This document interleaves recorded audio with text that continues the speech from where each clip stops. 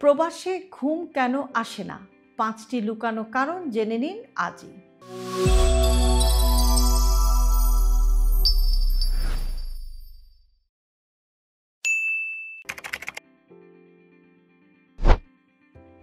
প্রবাসের জীবন উজ্জ্বল আলো, উন্নত শহর, বড় আয়ের স্বপ্ন, কিন্তু রাতে বিছানায় গেলেই চোখে আর ঘুম আসে না।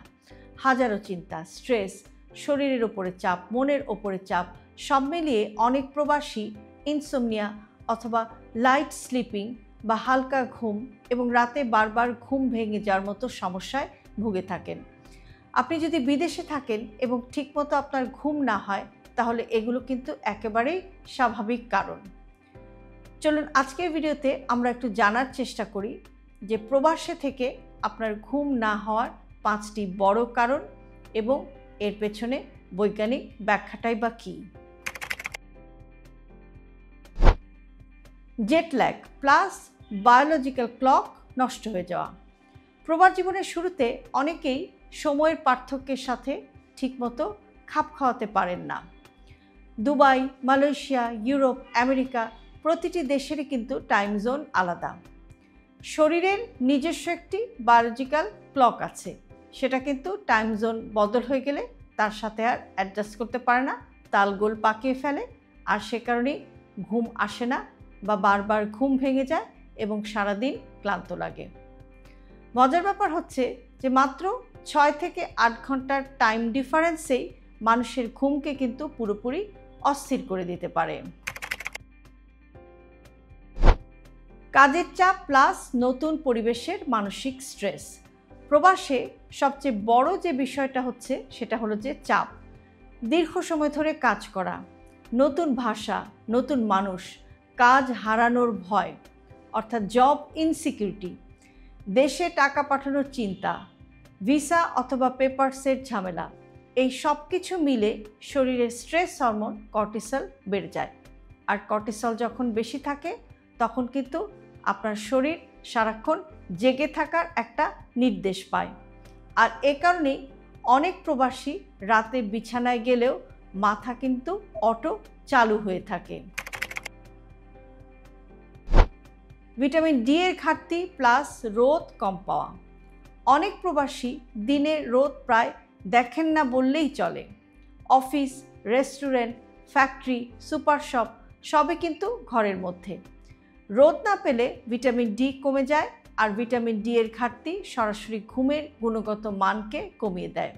ফলাফল লাইট স্লিপ বা হালকা ঘুম, সহজে ঘুম না আসা এবং ঘুম ভেঙে যাওয়া।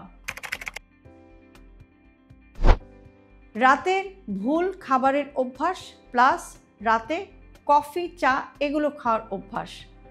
প্রবাসীদের একটি সাধারণ সমস্যা হচ্ছে ভারী রাতের খাবার, দুধ, চা অথবা কফি রাতে খাওয়া, কিংবা অতিরিক্ত কার্বোহাইড্রেট আছে, অতিরিক্ত সুগার আছে, এই ধরনের খাবার বেশি খাওয়া।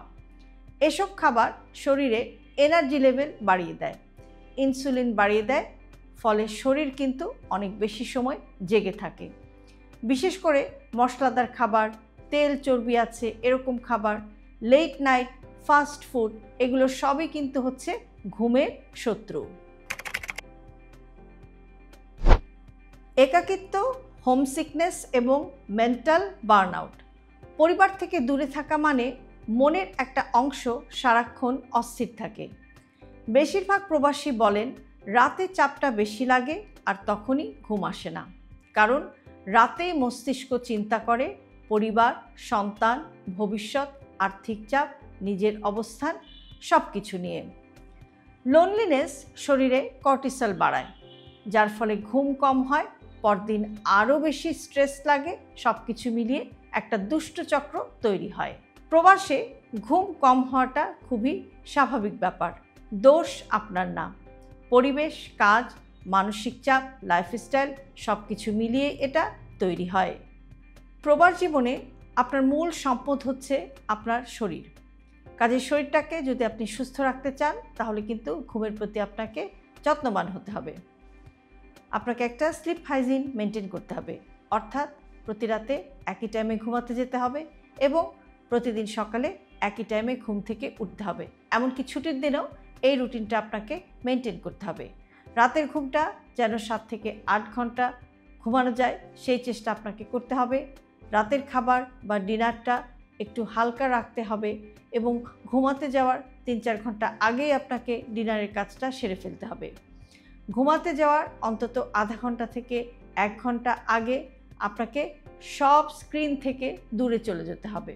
অর্থাৎ যত ধরনের মোবাইল, ল্যাপটপ, কম্পিউটার যা আপনি স্ক্রিন ব্যবহার করেন সব স্ক্রিন থেকে আপনাকে দূরে চলে যেতে হবে, যেন এই সমস্ত স্ক্রিন থেকে আসা ব্লু লাইট আপনার ঘুমের ক্ষতি করতে না পারে বা ঘুমের ব্যাঘাত ঘটাতে না পারে। সুস্থ থাকতে হলে অবশ্যই আপনাকে ঘুমের প্রতি কেয়ারফুল হতে হবে। তাহলেই প্রবাস জীবনের এই কঠিন চ্যালেঞ্জকে সামলে উঠে আপনি প্রবাসেও একজন অ্যাক্টিভ মানুষ, একজন সফল মানুষ হিসেবে নিজেকে প্রতিষ্ঠিত করতে পারবেন। হেলদি লাইফস্টাইলকে জটিল ভাববেন না। আপনার দৈনন্দিন জীবনের ছোট ছোট অভ্যাসের পরিবর্তনই আপনাকে নিয়ে যেতে পারে একটি সুস্থ জীবনধারার দিকে। আর সে কারণে আমরা সবসময় বলে থাকি হেলদি লাইফস্টাইল সিম্পলিফাইড। আজকের ভিডিওটি যদি আমার প্রবাসী ভাই বোনদের কাছে ইউজফুল মনে হয় তাহলে অবশ্যই আপনার প্রিয়জনের সাথে শেয়ার করতে ভুলবেন না। আর এরকম আরও ভিডিও প্রতিদিন পেতে সাবস্ক্রাইব করুন আমাদের ইউটিউব চ্যানেল এবং ফলো করুন আমাদের Facebook page with doctor Shahnaz Chowdhury.